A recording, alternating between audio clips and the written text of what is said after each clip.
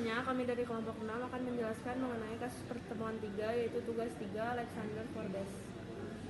Nah, yang pertama, mengapa Alexander Forbes itu harus mengumpulkan data tentang obat yang diresepkan? Terus apa yang bisa dilakukan perusahaan dengan data ini? Nah, yang pertama, alasannya tuh Alexander Forbes mengumpulkan data tentang obat yang diresepkan karena data tersebut memiliki nilai strategis, operasional, dan finansial. Nah, dengan data itu, Alexander Forbes tuh bisa melakukan kontrol biaya kesehatan, lalu peningkatan layanan pelanggan, kepatuhan dan keamanan, dan personalisasi produk dan layanan. Nah, selanjutnya, bagaimana Alexander Forbes dapat menggunakan AIS untuk membujuk apotek agar mendorong pelanggan memilih alternatif genetik yang lebih terjangkau. Yang pertama, itu menawarkan insentif finansial kepada apotek. Nah, dengan adanya melalui AIS, Alexander Forbes dapat melacak penjualan obat genetik dan non-genetik di setiap apotek. Dan yang kedua, memberikan bonus untuk insentif komisi kepada optik yang berhasil meningkatkan rasio penggunaan obat generik.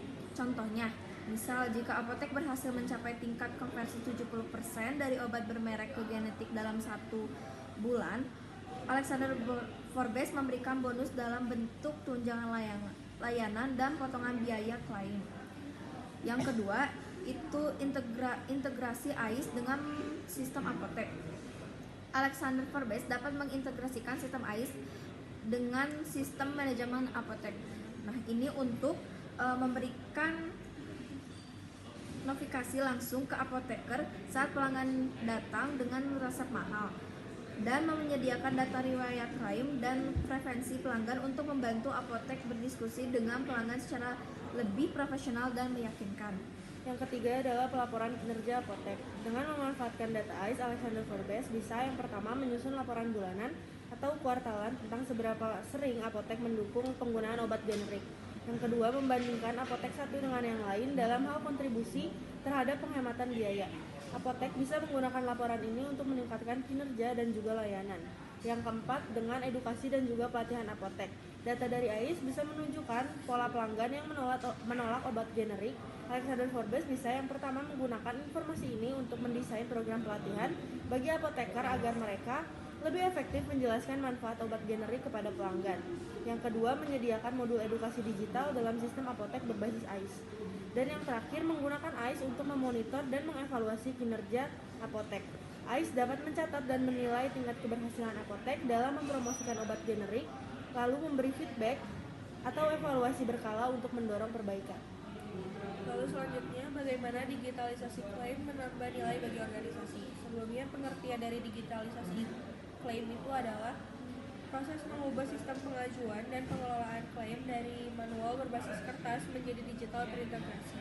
Melalui sistem ini, semua data klaim seperti kunjungan dokter, pengobatan, prosedur, dan pembayaran disimpan secara elektronik di dalam database pusat yang bisa diakses oleh pelanggan dari staf.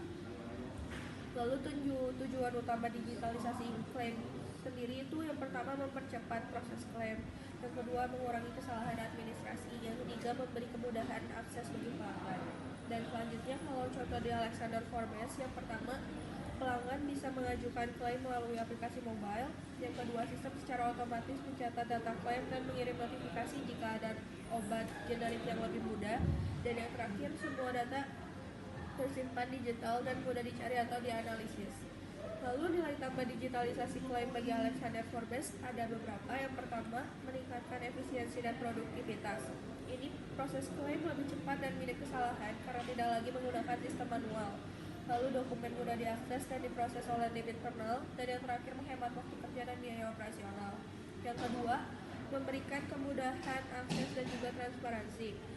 Yang pertama, pelanggan bisa memantau status klaim dan riwayat klaim melalui website atau aplikasi seluler. Dan yang terakhir, proses lebih transparan karena pelanggan tahu sejauh mana klaim bisa diproses. Pertanyaan yang kedua, bagaimana aplikasi seluler menambah nilai bagi Alexander Forbes?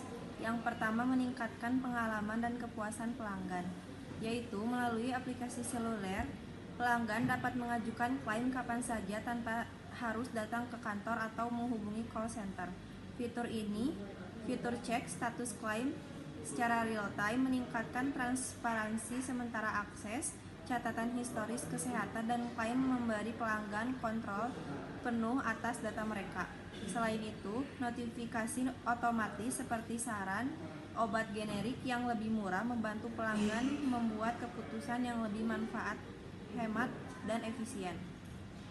Yang kedua ada efisiensi biaya, yaitu proses klaim digital membantu mengurangi biaya administrasi manual seperti penggunaan kertas dan tenaga input data, sekaligus meminimalkan kesalahan input karena ada data langsung tercatat dalam sistem terintegrasi.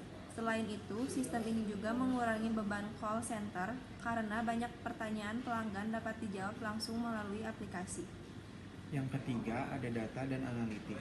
Semua data klaim, resep, dan interaksi pelanggan tersimpan otomatis dalam sistem, menciptakan satu tampilan pelanggan, single customer view, yang memungkinkan layanan lebih personal. Data ini juga dapat dimanfaatkan untuk analitik prediktif seperti menganalisis pola klaim, prevensi obat, dan resiko kesehatan pelanggan. Keempat, ada daya saing.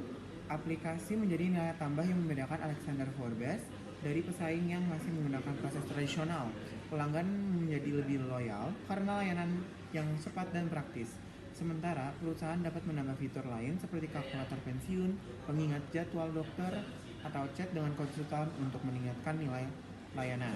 Yang terakhir, ada transformasi digital. Hal ini menunjukkan bahwa Alexander Forbes bukan sekedar perusahaan keuangan tradisional, tetapi juga inovasi berbasis teknologi.